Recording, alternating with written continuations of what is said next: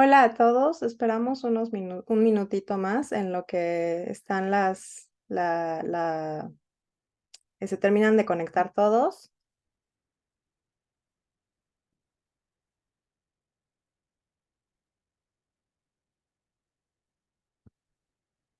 Pues para mí es un gusto saludarles a todos, que continuamos en este congreso que ha tenido ponencias maravillosas. Ahora vamos a continuar con las ponencias que van a ser trabajos que de cierta forma están publicados virtualmente. Y pues el primero que vamos a ver es de un tema de medicina, el cual se titula La descripción del proceso inflamatorio en heridas de piel cabelluda para datar la edad de la herida. Este trabajo es presentado por el doctor Fernando García Dolores del Instituto de Servicios Periciales y Ciencias Forenses. Doctor García Dolores, adelante, lo esperamos su ponencia. Doctor, permita, puede activar su audio, lo dejamos de escuchar.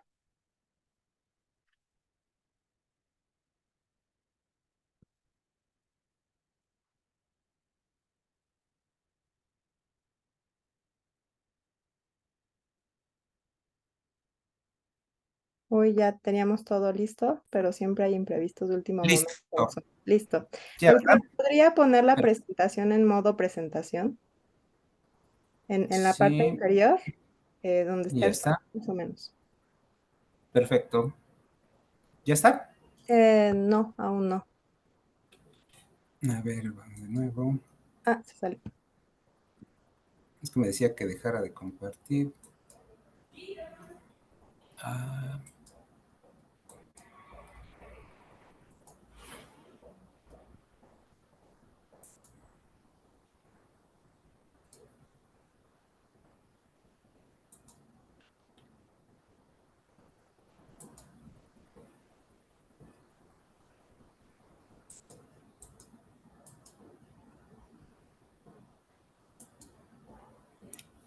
¿listo? No, aún no. No. Usted queda en modo presentación pequeña.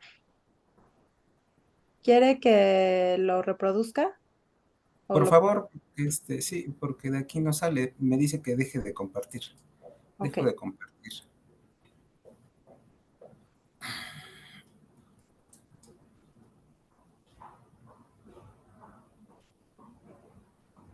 Listo. ¿La ven en tamaño grande? ¿Ya? Sí. No. No, aún no. Aún se ve el PowerPoint.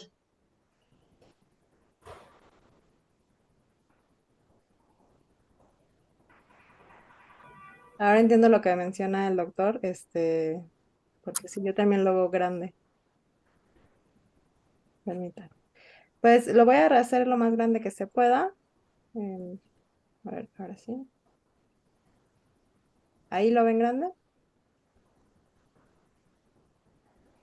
Aún no comparte, sale. Ahí.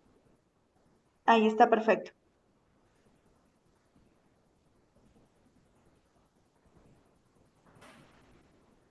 Adelante, doctor. Muy bien, gracias. Buenas tardes. Para mí es un gusto poder presentar este trabajo que se realizó aquí en el Instituto de Ciencias Forenses. La siguiente, por favor.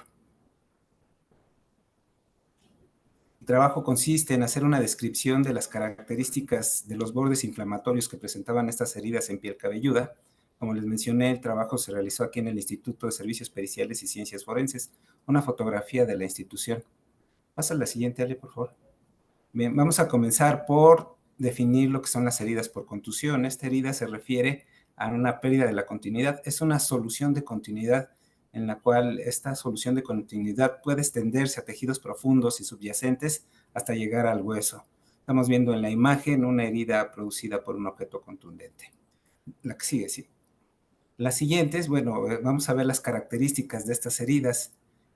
Son de forma irregular, como podemos ver en la imagen. Los bordes son contundidos. ¿A qué se refiere esto? A que son de una coloración rojiza, más oscura, están con un borde elevado por el proceso de edema. tienen una profundidad variable y en el centro de la herida se observa que hay un puente de piel que une los dos bordes de la herida. En estas heridas de contusión es característico que no se lleguen a separar completamente. En las heridas por contusión predomina la extensión sobre la profundidad y en la práctica clínica son algo difíciles de reparar. De hecho, hay que regularizar la herida, hay que alinear los bordes para que la sutura quede parejita. Siguiente. Para los fines de este trabajo también tenemos que dar la definición de inflamación. Nosotros definimos inflamación como la respuesta de un tejido vivo vascularizado a la agresión. Esta definición tiene dos enunciados. Uno, que tiene que ser un tejido vivo. Por lo tanto, en los tejidos ya tomados, una biopsia separada, ya no le podemos provocar inflamación. Entonces, básicamente en los tejidos muertos no hay inflamación. Y la otra, que tiene que tener vasos sanguíneos. De hecho, la cantidad de vasos que presente el tejido va a favorecer la respuesta inflamatoria. Así, las mucosas obviamente van a tener una respuesta inflamatoria muy marcada y el tejido adiposo, que tiene pocos vasos, sí se va a inflamar, pero no va a ser tan evidente el proceso inflamatorio. La siguiente. Con esa definición, entonces partimos de esta premisa. Si la lesión se produce cuando el individuo estaba vivo, entonces va a presentar una respuesta inflamatoria, la cual va a estar caracterizado por los signos descritos por Paracelso hace más de 500 años. La siguiente.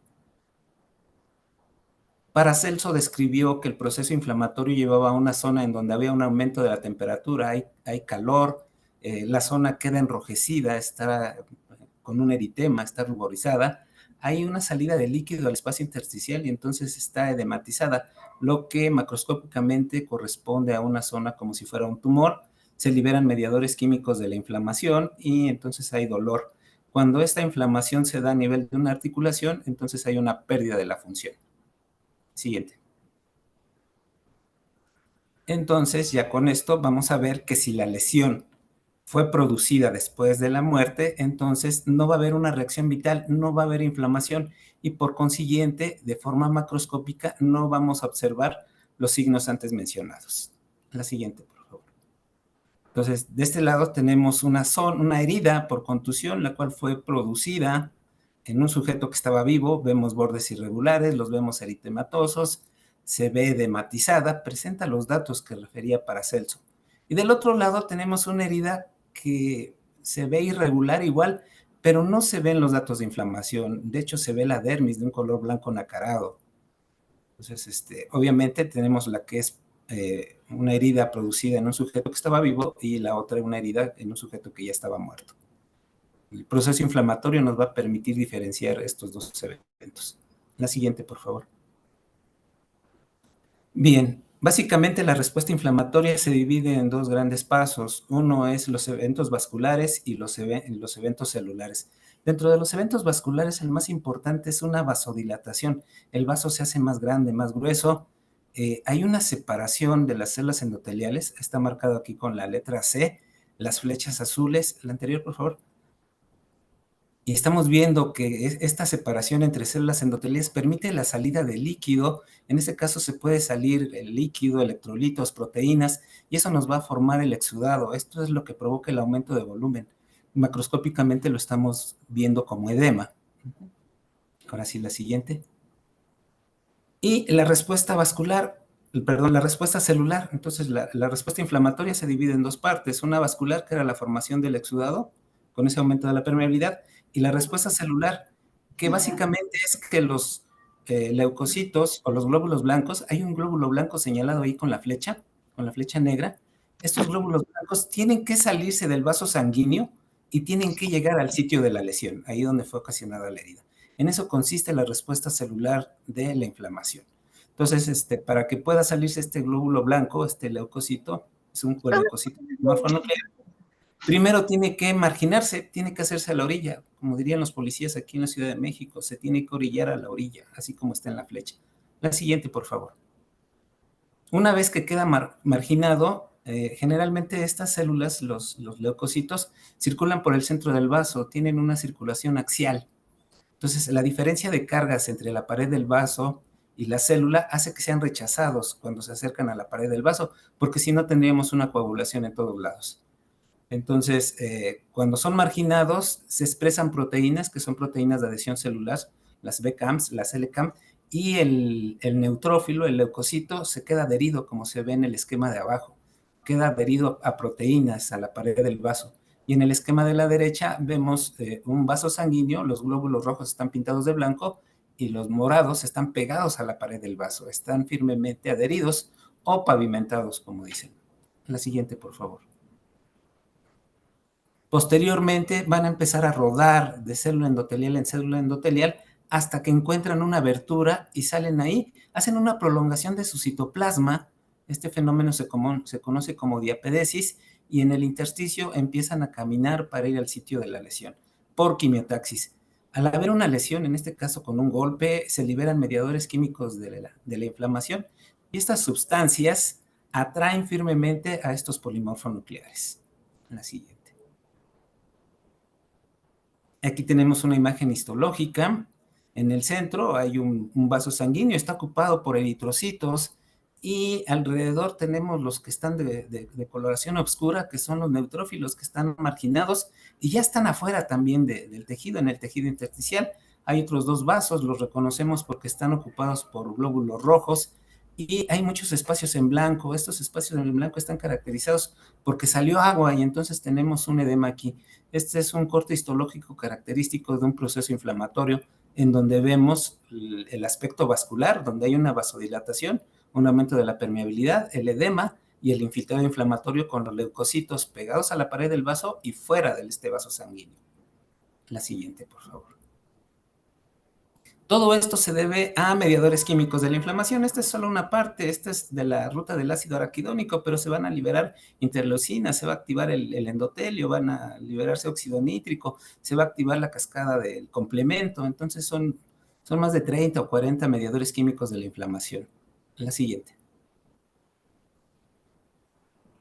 Bien, para empezar a fechar tenemos este esquema que nos marca el proceso de inflamación y reparación.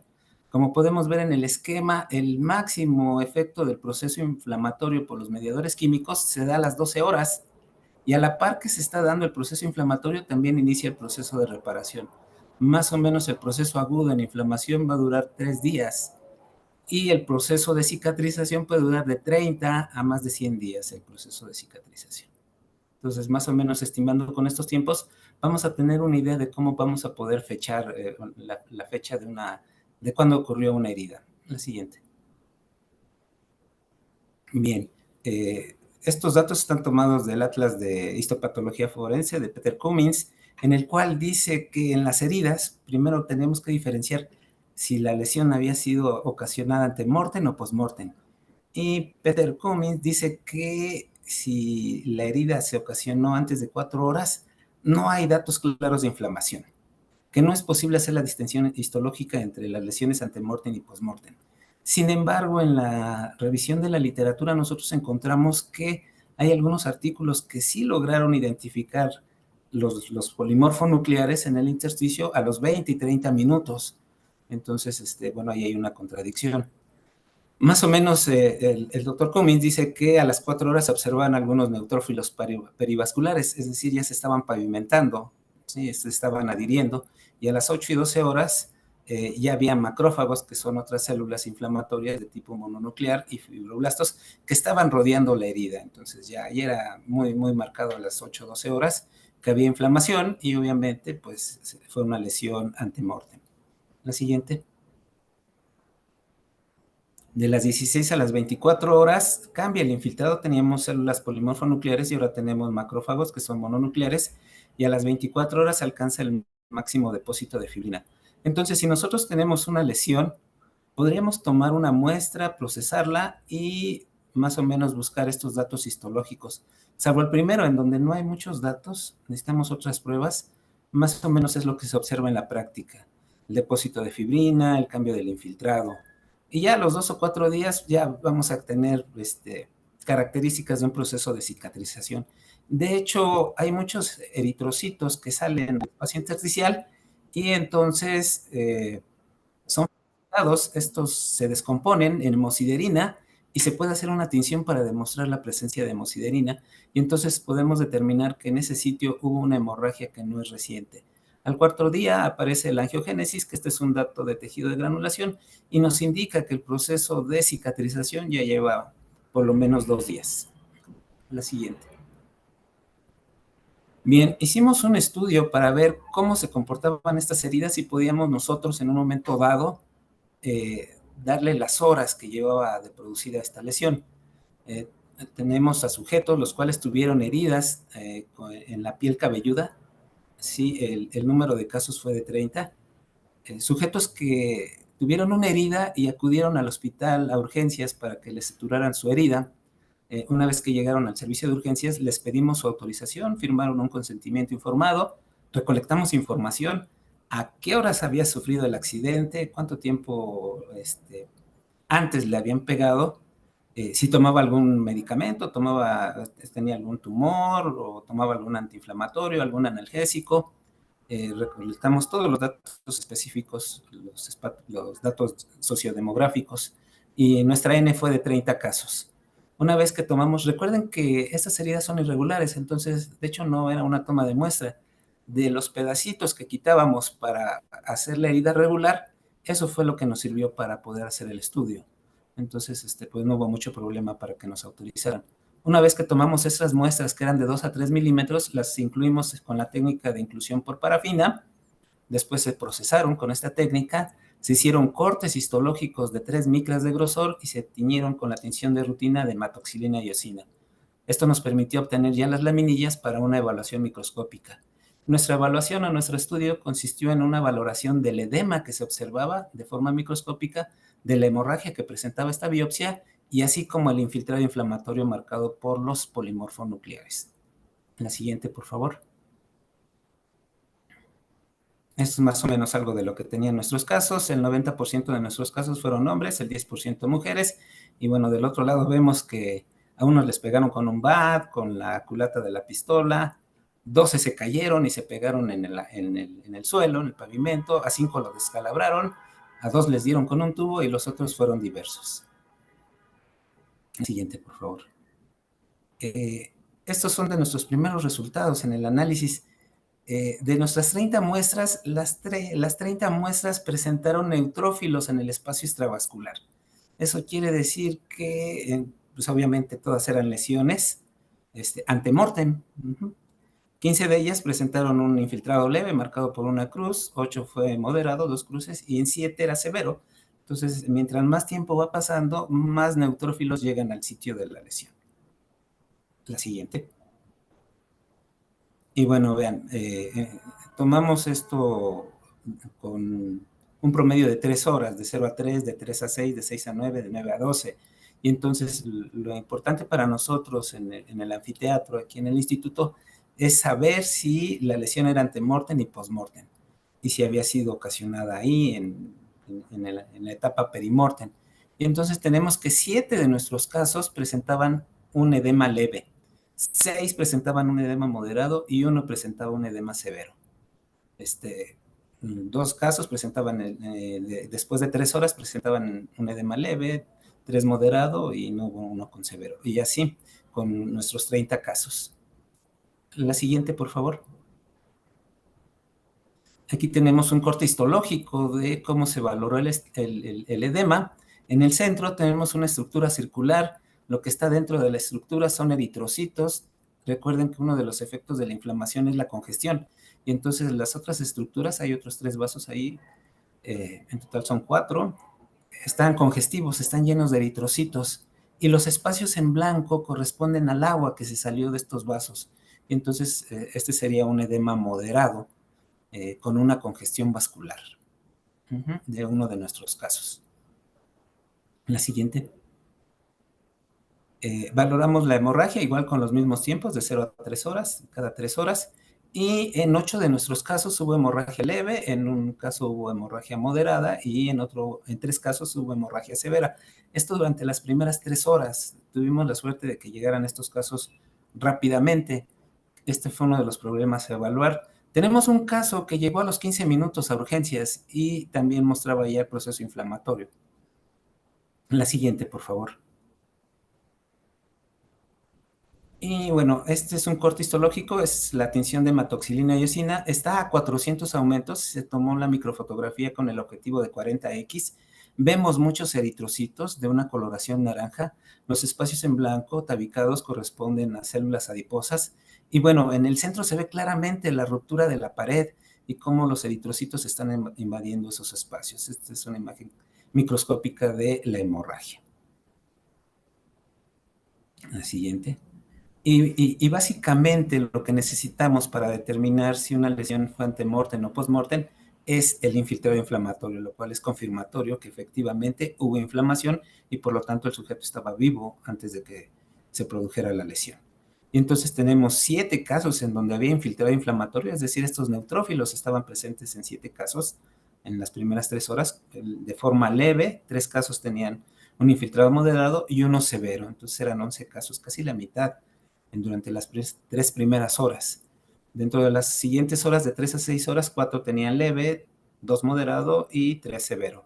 Y así con nuestros 30 casos. La siguiente, por favor. Doctor, estamos llegando al límite de tiempo. Ya terminé. 2 más, 3 más. Vemos el vaso congestivo aquí. Si se dan cuenta, hay muchos espacios en blanco, tiene edema. La siguiente. Un vaso congestivo y ya tiene algunos neutrófilos de coloración morada alrededor. Entonces, están marginados, ahí ya hay inflamación leve, la que sigue. Y este es uno con un infiltrado severo, hay hemorragia, hay muchos eritrocitos extravasados. Los de color morado corresponden a polimorfonucleares y están fuera aquí. Entonces, la que sigue, por favor. Esta es mi conclusión. El análisis histológico permitió documentar el proceso inflamatorio. Lo mínimo que había era marginación de polimorfonucleares en casos de 15 minutos posteriores a la lesión. El edema y la hemorragia se pueden deber a otro tipo de patología. La siguiente. Muy bien, eso es todo. Muchas gracias. Muchísimas gracias por su ponencia, doctor. La verdad es que está sumamente interesante. Lamentablemente para todos se nos hizo corto el tiempo y estoy segura que esto da para por lo menos una ponencia más larga, yo lo sé. Quiero invitarle a todos que nos puedan escribir en el chat sus preguntas para que el doctor pueda responderlas. Y déjenme ver si hay preguntas. Voy a dejar de compartir para poder leer sus preguntas.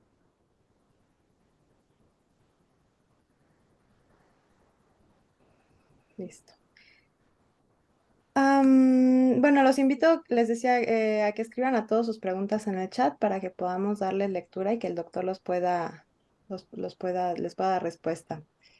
Y en lo que se animan a preguntar, a mí me gustaría preguntarle, doctor. En el caso, este estudio que usted aplicó sobre piel, ¿podríamos aplicarlo también sobre hueso? Como sabe, el contexto de feminicidios pues ha incrementado en nuestro país.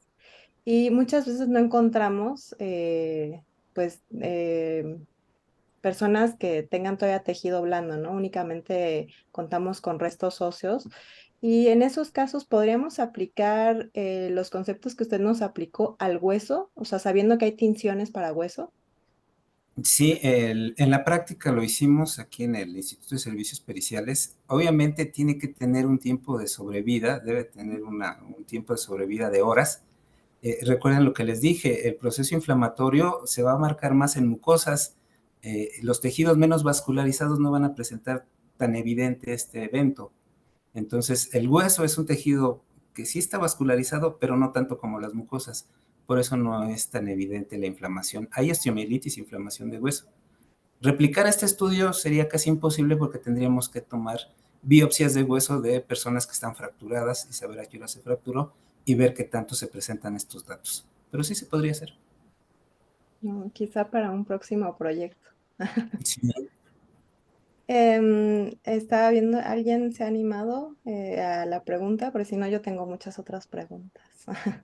Tenemos una pregunta en el chat de Berenice Marín Morales que nos pregunta qué es la leapidesis. La diapédesis correspondía, mostramos una imagen cuando el leucocito de tipo polimorfo nuclear se está saliendo del vaso entre dos células endoteliales. Cuando abandona el vaso, hace una prolongación de su citoplasma y se sale del vaso. A ese fenómeno de salirse del vaso se le denomina diapédesis.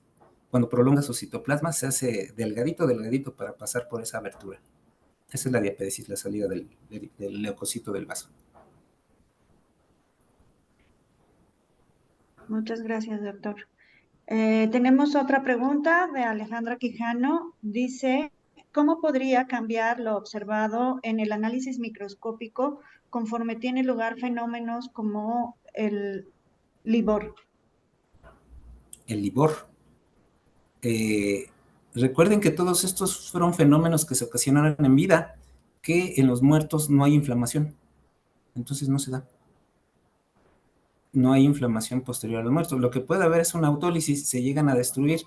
Entonces, en los datos de hemorragia, los eritrocitos son ricos en hemoglobina y una vez que son destruidos se van a convertir en hemosiderina y entonces puedo utilizar una tinción que me pinte exclusivamente hierro y evidenciar la presencia de hierro en ese sitio en donde no debería de haber, y ese es un dato inequívoco de que ahí existió una hemorragia.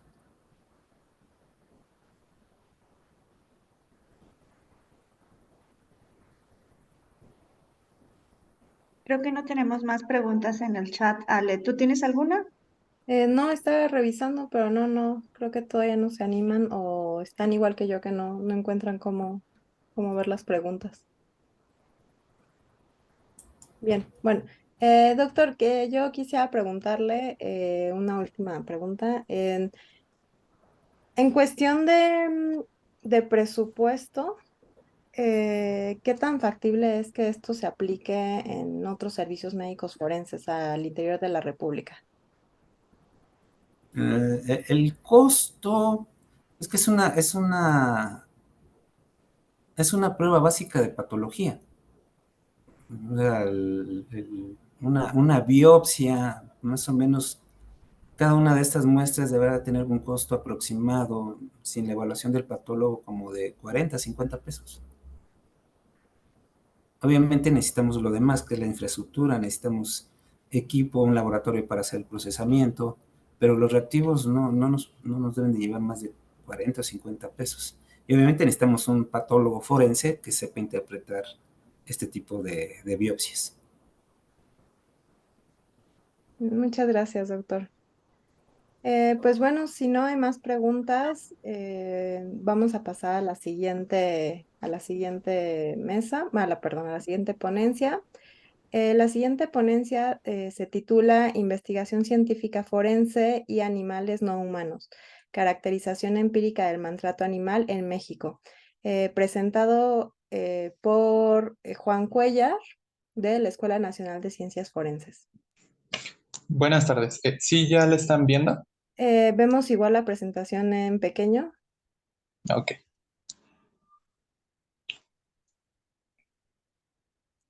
Hay que primero hacer la presentación grande y después compartir. ok, perfecto.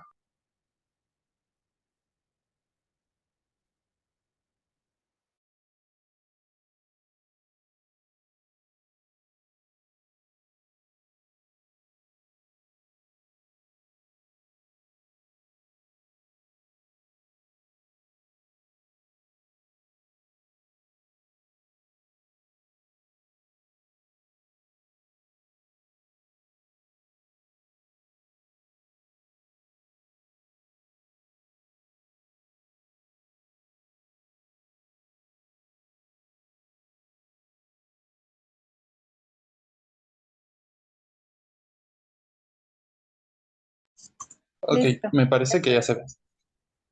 listo, Ok, sí. pues primero que nada, muchas gracias a mis compañeros de la mesa y a las profesoras que están aquí moderándola.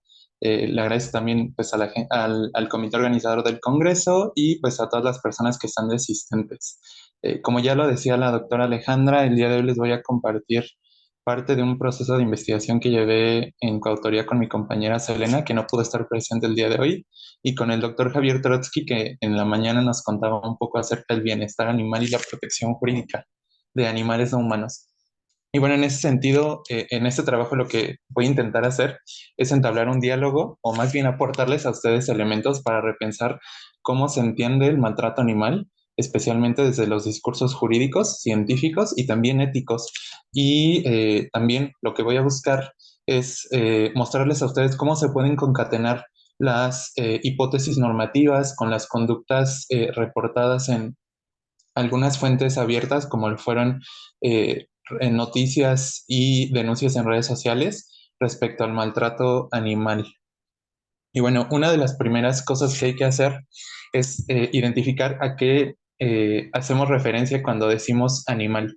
Y es que en sentido estricto, un animal eh, no, no es solo lo que tradicionalmente se entiende como mascotas o animales de consumo, sino que en términos estrictos, los animales somos los seres humanos y estos grupos que hemos dejado de lado. Y en ese sentido, pues tendríamos que preguntarnos por qué se hace esta diferenciación entre los animales que son humanos y los que no lo son. Y alguien que nos puede responder, o mejor dicho, una disciplina que nos puede responder esto, es en términos de psicología y de sociología, es decir, esta aproximación que se le llama la teoría del etiquetamiento o el labeling approach, donde se estudia pues cómo las personas empezamos a atribuir significado a ciertos fenómenos. Y en ese sentido, por ejemplo, en términos de cuerpos legislativos, ¿por qué hablamos de animales como término genérico cuando en un término científico esta definición está mal empleada? Y complementando esto en términos jurídicos, por ejemplo, cuando hablamos que el homicidio, por ejemplo, dejando de lado la discusión etimológica, es un tipo penal que protege la vida, realmente habría que preguntarnos si lo que protege es la vida o la vida de los animales humanos.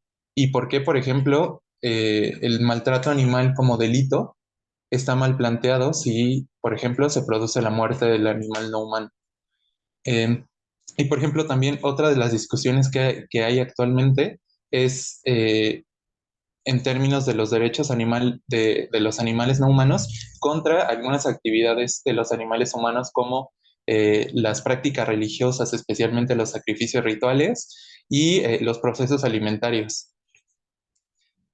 Y por último, en cuanto a términos filosóficos, la máxima kantiana, es decir, preguntarnos si el maltrato animal es malo porque es maltrato a un ser vivo, o si el maltrato animal es malo porque nos está refiriendo que, por ejemplo, las personas que lo realizan tienen alguna patología mental, o bien porque los lugares en donde se realizan estos actos de maltrato son focos criminógenos.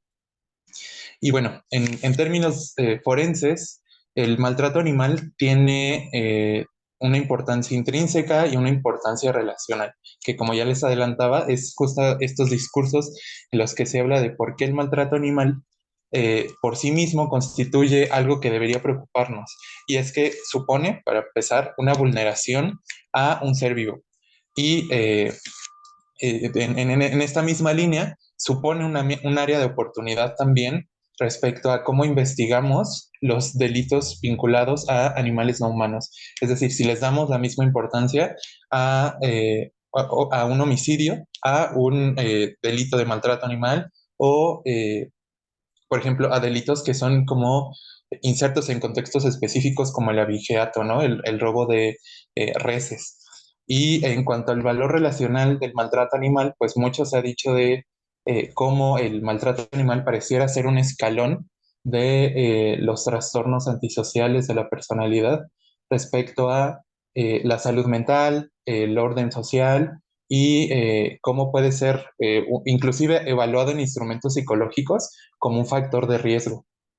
Y bueno, en términos específicos, en este trabajo lo que hicimos es analizar casos de maltrato animal a animales no humanos durante el año 2021. Monitoreamos, pues sí, prácticamente las noticias y algunas denuncias hechas en redes sociales durante todo un año y logramos identificar 60 casos que tenían un nivel de documentación mínimo, es decir, donde pudimos identificar quién era la víctima, qué características tenía, quién era la persona agresora y cuál era el contexto o la escena en donde se realizó este acto de maltrato. Y lo que identificamos es que el maltrato animal en México se puede caracterizar a partir de 11 conductas que implican 9 líneas de investigación. En el caso, y bueno, aquí ya les muestro el mapa que hicimos de concatenación, que más que mapa es un diagrama, pero la idea es mostrarles cómo confluyen y cómo se pueden ir, vaya, fluyendo estos elementos que tenemos, tanto las hipótesis normativas como las conductas que se están realizando en México, bueno, que se realizaron en México desde 2021, y las probables líneas de investigación que tienen estas asociadas. Y, por ejemplo, resulta importante señalar que en los tipos penales de maltrato animal en toda la República es común que solo se integren hipótesis que prevén las lesiones, tanto si son mortales como si no lo son, o, por ejemplo, métodos que suponen que los animales van a tener un proceso agónico. Y otros actos, por ejemplo, como la brutalidad, como la zoofilia o como la tenencia precaria, no se incorporan en todos los tipos penales. Y de las observaciones jurídicas que podría darles respecto a los tipos penales en México, solo son la Ciudad de México, el Estado de México y Veracruz, los tipos penales que mejor encuadran estos actos de maltrato. Y bueno, en cuanto a las denuncias o a las noticias que había de maltrato animal en México, lo que identificamos es que era muy común que las personas mantuvieran en procesos de sujeción o encierro a animales no humanos, especialmente a los animales a los animales no humanos de compañía, es decir, los que típicamente se conceptualizan como mascotas, perros, gatos, algunos, inclusive algunos animales exóticos, como por ejemplo los tucanes, los pericos o especies pequeñas como los famosos mini pig o cuyos, etcétera, algunos roedores. Y también, por ejemplo, resulta importante señalar que hay un patrón bueno, no, un patrón empírico que identificamos es que en el norte de la República Mexicana es común que se secuestren o se torturen a animales no humanos como una forma punitiva hacia un animal humano. Es decir, en estos procesos donde las personas establecen lazos socioafectivos, es común que secuestren o que torturen a las mascotas para producirles daño a las personas. Y bueno, de estas 11 conductas, identificamos las 9 líneas de investigación, de las cuales, por ejemplo, eh, em, un- algo que ha sido recurrente en el sur de la República Mexicana son prácticas de violencia sexual, especialmente realizadas por menores de edad y que han caído en casos de reincidencia. Hay un caso en específico que se está dando en Veracruz de varios infantes que abusan continuamente de perros, ¿no? Y que ya fueron grabados, fueron iniciadas las carpetas de investigación, pero que no se han judicializado los casos porque en las fiscalías del sur de la República no hay veterinarios forenses o veterinarias forenses. Y se les pide, por ejemplo, a profesionales clínicos como un médico veterinario zootecnista que tiene un consultorio que elabora un dictamen. Entonces eso, pues para empezar, preocupa. Y pues para terminar, es un grito de ayuda, ¿no? A las instituciones y a las autoridades pertinentes. Además de que también, por ejemplo, una de las líneas de investigación que resulta relevante son los cobros fraudulentos de seguros. Y es que muchas personas tienden a asegurar a animales no humanos por cifras millonarias y de forma eh, volitiva, los esconden, los privan de su libertad, inclusive les generan lesiones con la finalidad de cobrar estas pólizas. Y además de que también es importante señalar que es común que las personas pierdan a sus mascotas, porque en el caso de la Ciudad de México es muy frecuente, pierdan a sus animales no humanos de compañía en procedimientos mercantiles, es decir, son embargados perros pug, chihuahua, etcétera, y ya hay, podría decir que inclusive mucho del derecho animal en la Ciudad de México se ha visto impulsado en términos del derecho mercantil y más adelante les voy a mostrar un poco de por qué porque se ha impulsado por términos mercantiles. Y bueno, ¿cuáles fueron las conclusiones a las que llegamos? Es que lamentablemente el maltrato hacia animales no humanos está presente en todo México, que este puede abstraerse o caracterizarse a partir de 11 conductas genéricas que pueden derivarse en 9 líneas de investigación bien definidas. Y como dato importante, que muchos de estos actos de maltrato hacia animales no humanos dependen directamente de la relación que hay entre este animal no humano con un animal humano. Y que durante la última parte del 2021 se identificó que había una tendencia a la alta de empezar a causar maltrato animal por proyectiles de arma de fuego, especialmente personal personal de instituciones públicas, policías, servidores públicos de instancias de gobierno o directamente presidentes municipales o estatales que han detonado sus armas contra fauna feral en específico. Y pues bueno, ¿qué es lo que queda por hacer respecto a los siguientes trabajos de maltrato animal? Pues que se empiecen a estudiar, por ejemplo, por qué no en todos lados se denuncia el maltrato animal, tanto de formas formales, valga la redundancia, como de maneras informales, es decir, mediante fuentes abiertas como lo son las redes sociales o las noticias. Analizar propiamente qué papel juegan los agentes estatales dentro del maltrato animal, tanto si son aquiescentes, es decir, si saben y son omisos en actuar, o si directamente están realizando estos procedimientos de maltrato, por ejemplo, en centros antirrábicos. Que se analice también, por ejemplo, cuáles son los instrumentos usados, es decir, si los animales no humanos son heridos con instrumentos de oportunidad o si son dañados con instrumentos o con armas generadas ex profeso directamente para dañar a animales no humanos, y también qué contextos favorecen o protegen a los animales de ser víctimas de maltrato animal. Y pues por último, nada más como dato, que decir que Chiapas es el único estado de la República que, a pesar de tener un tipo penal en materia de maltrato animal, no tiene una ley secundaria que permita suplir algunos vacíos que suponen estos tipos penales, que en el caso de la Ciudad de México es la Ley de Bienestar Animal.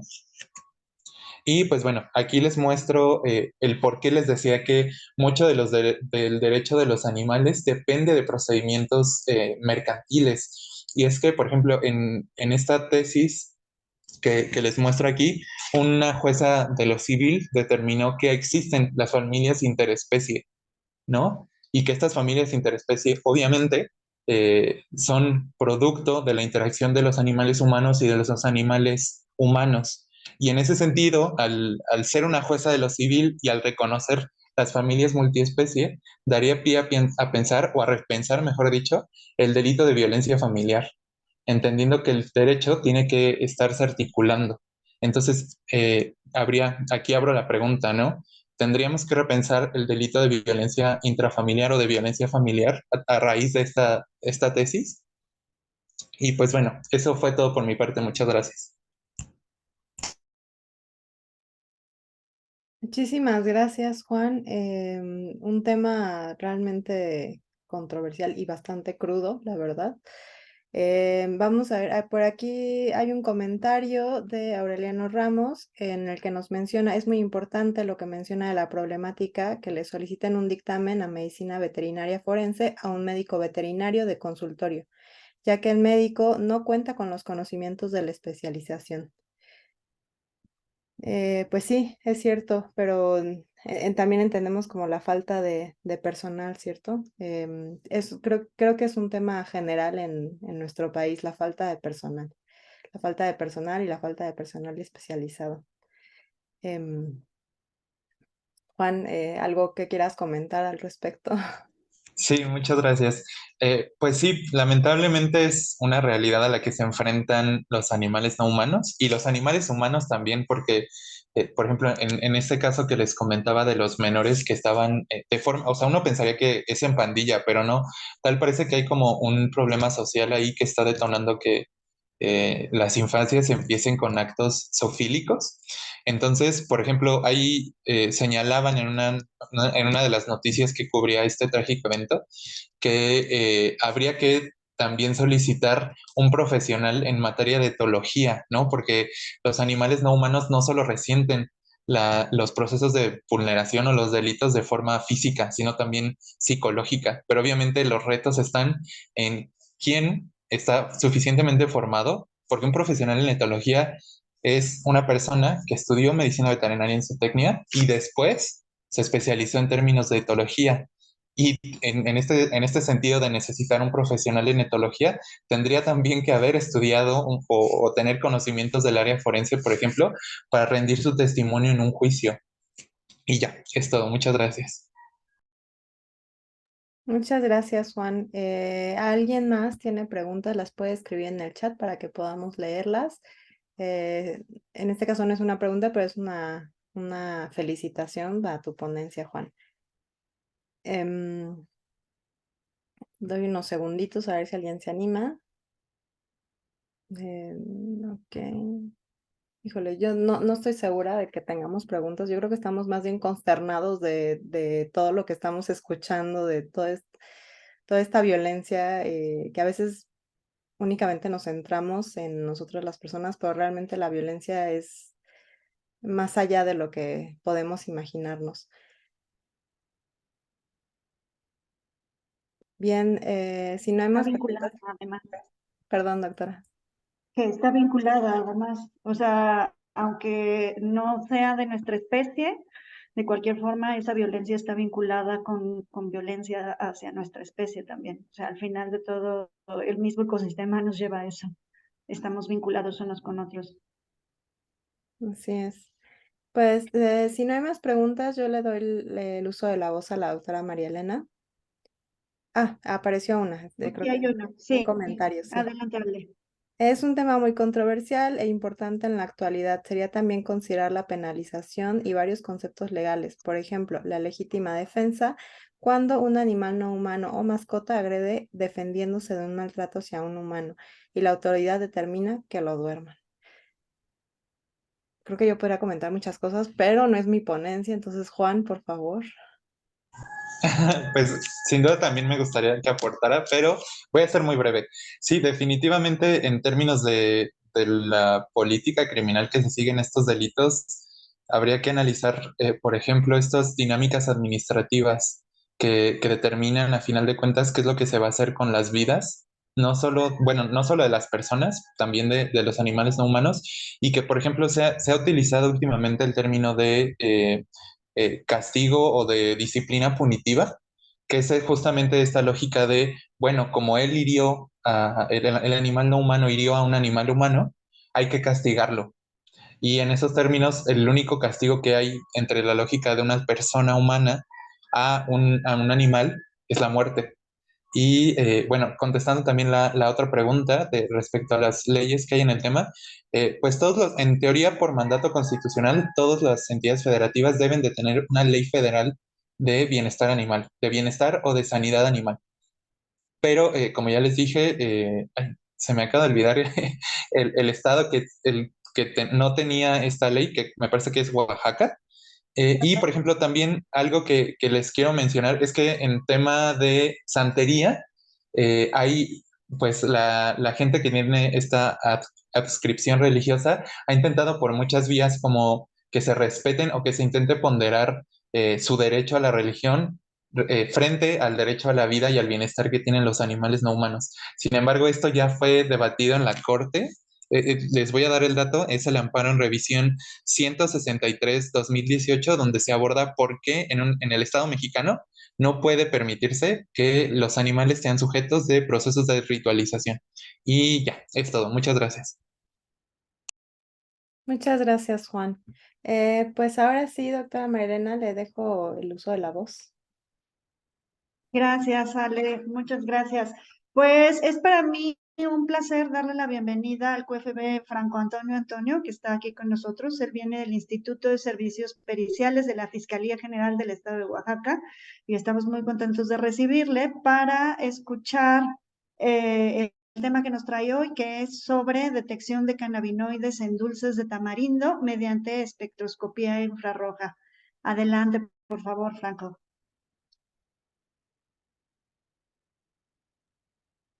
Buenas noches, no sé si ya se logra ver la presentación completa. Se ve muy bien. Sí, correcto. Pues buenas noches a todos los asistentes a estas conferencias. El nombre que lleva mi presentación es Detección de cannabinoides en dulces de tamarindo mediante espectroscopía infrarroja. Mi nombre es Franco Antonio Antonio y pertenezco, como mencionaba la doctora, al Instituto de Servicios Periciales de la Fiscalía General del Estado de Oaxaca. Vamos a contextualizarnos con dos pequeños temas. Primero cannabis y lo otro dulces de tamarindo. Pues la cannabis en este caso pues es una planta que se ha utilizado pues desde hace muchísimos años. Aquí menciono tres factores importantes en los cuales se ocupa la cannabis. Efectos terapéuticos que ha tomado mucha relevancia hoy en día. También en este caso con fines de recreación lúdica, por ahí mencionan algunos. Y también como productos industriales, porque es una fibra de la cual se obtiene, en este caso, diversos tejidos, ¿no? El cáñamo puntualmente. El principio activo o el metabolito secundario que más se ocupa o que tiene el efecto recreativo, pues es el THC. En este caso, cuando todavía está presente, en este caso, el ácido carboxílico, y THC, cuando ya se descarboxiló a determinada temperatura, a una temperatura elevada. Hay un libro muy bonito que se publicó en el 2020 que habla acerca de la cannabis en la medicina y en la cual nos menciona que se han determinado 100 sustancias, en este caso químicas, de la familia de los cannabinoides presentes en la cannabis. O sea, son muchísimos y nosotros muchas veces nada más conocemos dos, ¿no? Ahora, desde el otro lado, vamos a hablar de los dulces de tamarindo. Pues es un dulce típico de la gastronomía mexicana que se prepara y su ingrediente principal, pues es el tamarindo. ¿Quién no ha comido un dulce de estos en las ferias o en la tiendita de la esquina, no? Entonces, por ahí, pues como es un dulce mexicano, pues, que se vende, que la población mexicana lo consume, pues varias industrias, pues bueno, industrias que dedican a los dulces, pues los han industrializado, ¿no? Y los conocemos en este caso en el mercado como el pulparindo, lo conocemos como el pelón pelo rico y diversas marcas que existen en el mercado. Bueno, en este caso, haciendo una investigación muy pequeña de la revista, en este caso del Poder del Consumidor, donde menciona qué ingredientes tienen puntualmente el pelón pelo rico, hace mención que tienen azúcares, agua, jarabe de maíz, aquí resalto jarabe de maíz porque más adelante va a tener relevancia, sal, chile en polvo, ácido cítrico y demás conservadores que pueden estar presentes, otros más. Ahora, aquí hago captura de pantalla de un artículo que se publicó en el 2018 de la revista Vice, donde mencionan el nombre de un producto que se empezaba a comercializar, Pelón Pone Rico, que es un tamarindo canábico para enchilarte cuando te pachequeas. 2018. Fíjense, por ahí alguien con mentalidad de tiburón, pues se le ocurrió hacer un producto, en este caso canábico, pues para atraer, en este caso, a los consumidores jóvenes, porque es ahí donde ataca este producto, ¿no? Y pues al ser un producto que está mezclado con tamarindo, y no nada más esto, porque hay muchos derivados, por ejemplo, gancitos, chocorroles, lucas y diversos, ¿no? Pero aquí en este caso, pues era con tamarindo. Y pues vaya, el problema pues sería, bueno, personas de 18 años mayores pues ya podrían consumirlo, pero en este caso si estos productos se los venden a menores pues es un problema, ¿no? Porque tal como menciono y como menciona este libro que les mencionaba anteriormente, del 2020, pues un consumo a una edad temprana pues puede tener ciertas consecuencias. Regresando un poquito en este caso a los cannabinoides, vamos a hablar un poquito de las propiedades químicas del THCA y del CBDA, que son los precursores, ya habíamos dicho, en este caso, del THC y del CBD. Características lipofílicas lo van a hacer que se extraigan, en este caso, con disolventes lipofílicos, es decir, apolares. Por consecuencia, siguiendo el principio de solubilidad que dice que semejante disuelve semejante, pues vamos a tener que utilizar estos, ¿no? Pero algo interesante y algo que menciona este libro, por eso le digo que es muy relevante, las extracciones no son específicas, o sea, no son específicas solamente para THC ni CBD, a menos de que tengamos una columna cromatográfica de esas costosas. Entonces, por ahí, de repente, alumnos que he tenido que luego de repente mencionan que existen gotitas en las cuales les garantizan que es CBD, no es CBD, o sea, es una mezcla de cannabinoides, ¿no? A menos de que ese frasco pues sí les haya costado caro o que se haya industrializado, pero pues en México como tal apenas está iniciando este proceso de industrialización y hay apenas algunos permisos en los cuales se empiezan a comercializar esos productos, ¿no? Pero de esos que venden en los mercaditos orgánicos, pues no. Seguramente es un compendio de muchos cannabinoides. Entonces, aquí algo interesante que menciona y que pongo aquí puntualmente es que los extractos pueden contener THC y CBD y una variedad enorme, en este caso, de cannabinoides.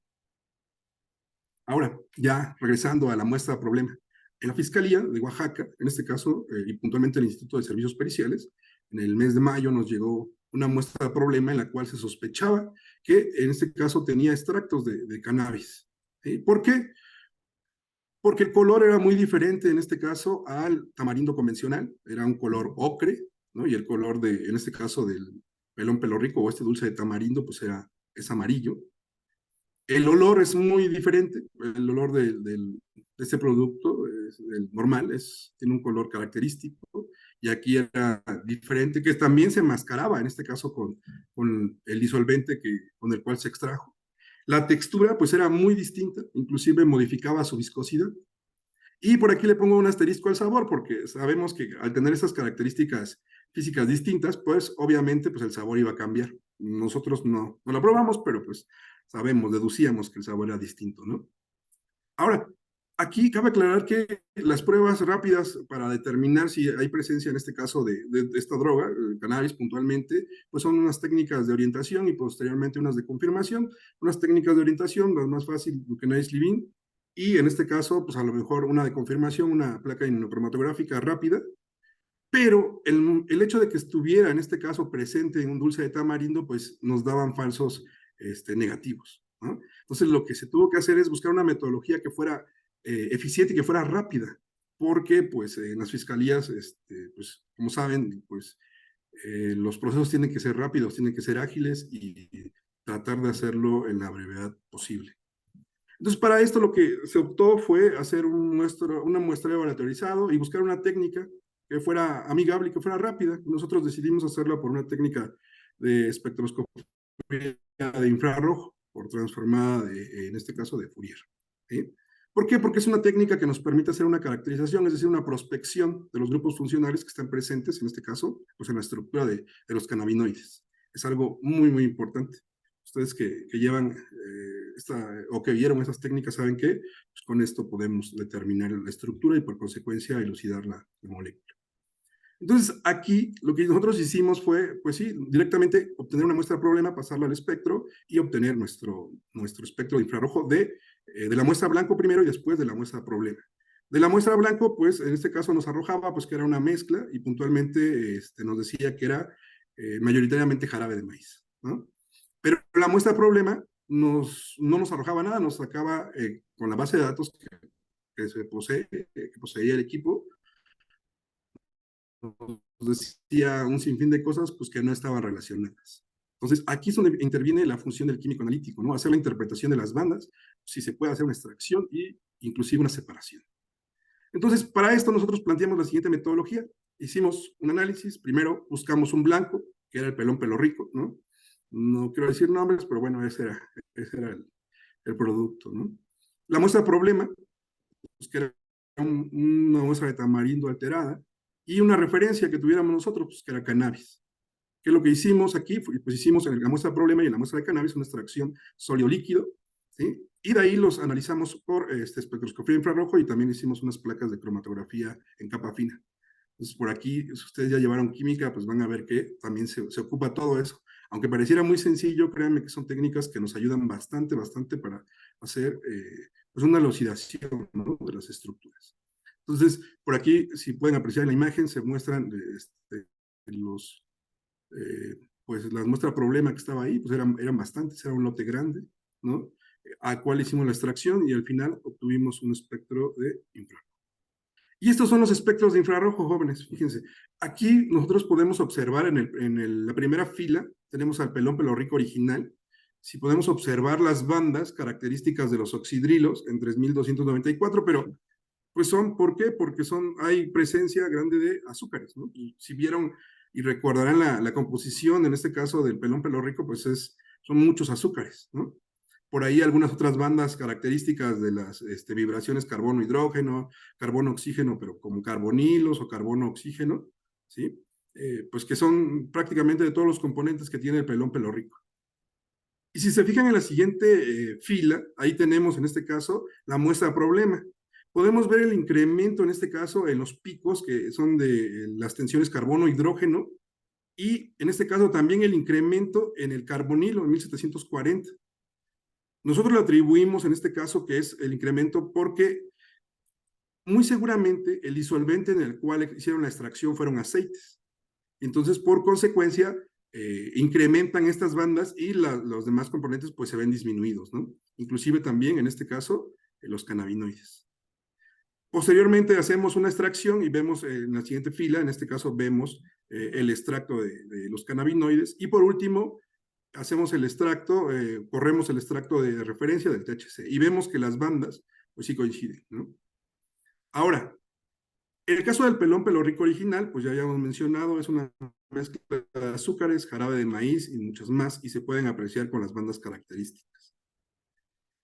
Con el pelón pelo rico alterado podemos ver vibraciones, en este caso en 3294, características de los OHs, ¿sí? Las tensiones carbono-hidrógeno, pero también en este caso las tensiones de carbono-carbono, doble enlace 1651, 1617, y las tensiones 1018 carbono-oxígeno, que igual en este caso están reportadas con referencia, en este caso de toxicología forense de Clarkes, ¿no?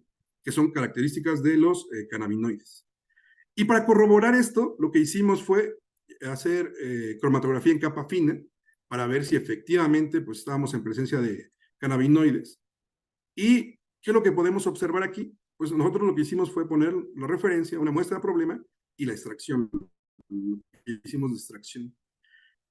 Eluimos en este caso en hexano-cloroformo 7,3. La bibliografía menciona que también pueden ser un sistema 9,1 o 8,2.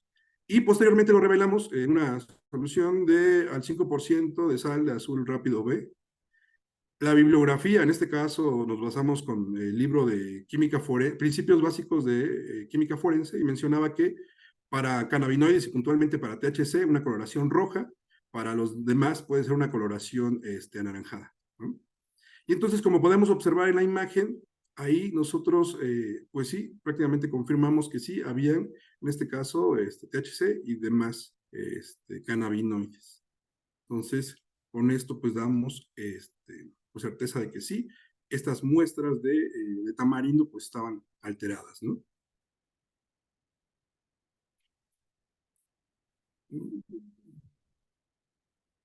Y a manera de conclusión, pues dos conclusiones. La presencia de las bandas de 1394, características de los grupos oxidrilos, 2920, 2850, en este caso de las tensiones carbono-hidrógeno, 1651 y 1617, carbono, doble enlace carbono, y 1018, carbono-oxígeno, nos indican presencia de cannabinoides.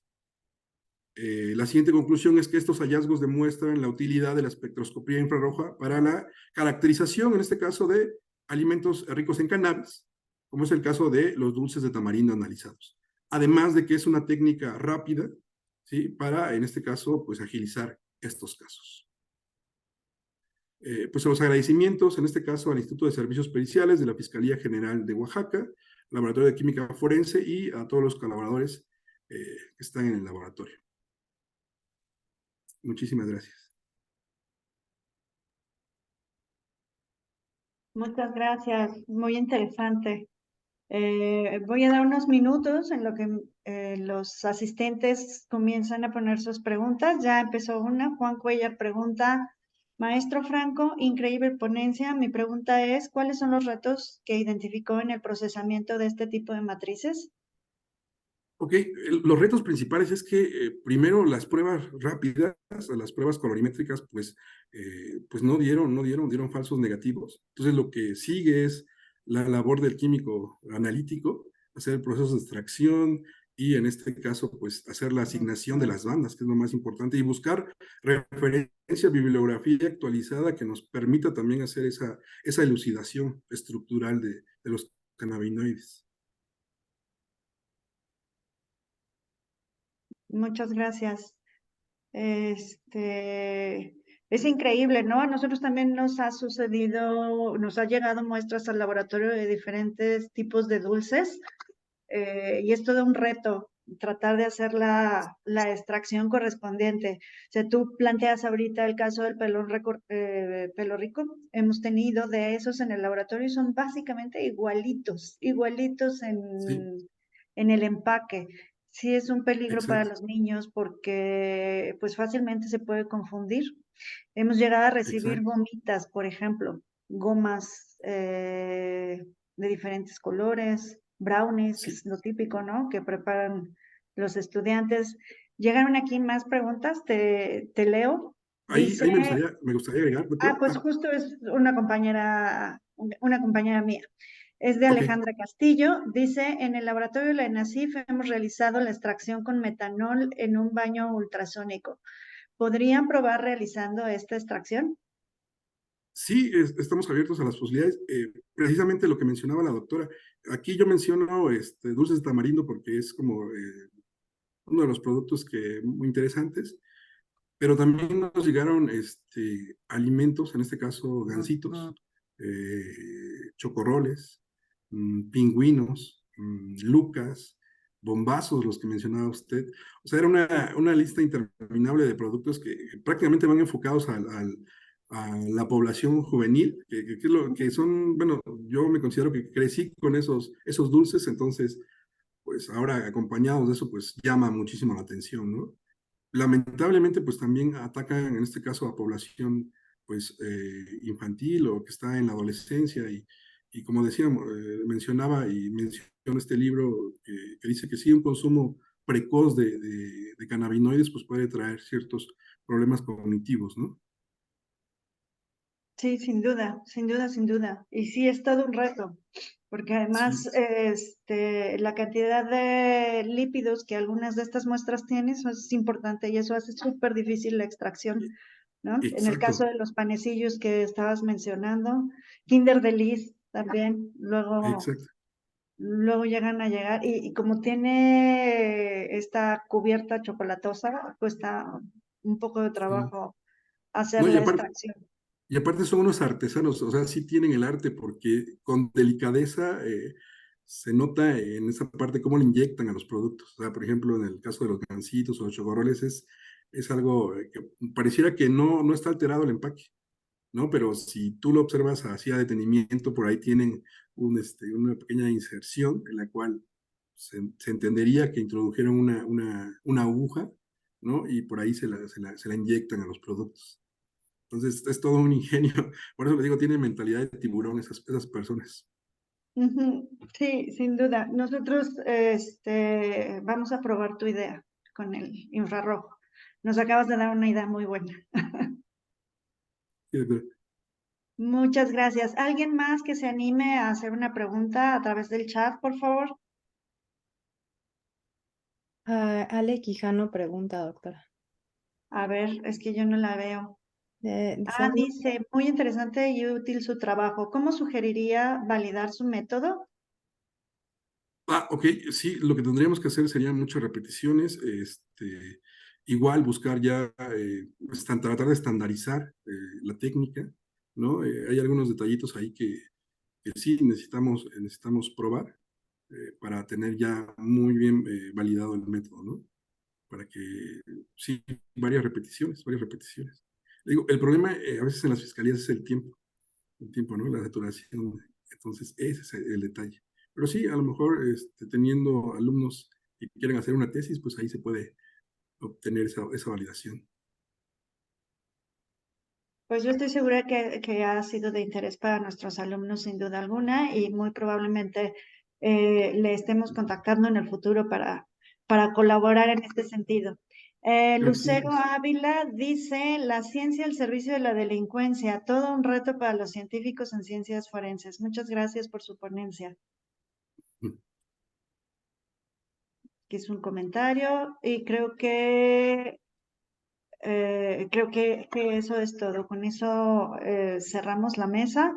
Le agradecemos mucho al QFB Franco Antonio, le agradecemos mucho al doctor Fernando García, que estuvo aquí con nosotros. Yo he tenido el placer de escucharlo también ya en otros congresos y siempre, sin duda, es muy interesante lo que nos muestra sobre patología también. Agradecerle también a Juan Cuellar, que es científico forense, recién titulado, está recién tituladito, y nos da mucho orgullo escuchar a nuestros estudiantes siempre.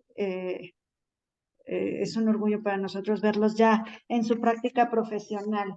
Le agradecemos mucho a todos los asistentes, pues hemos tenido 3 ponencias muy interesantes en temas relacionados con la salud. Hoy ha sido un día intenso, ¿no?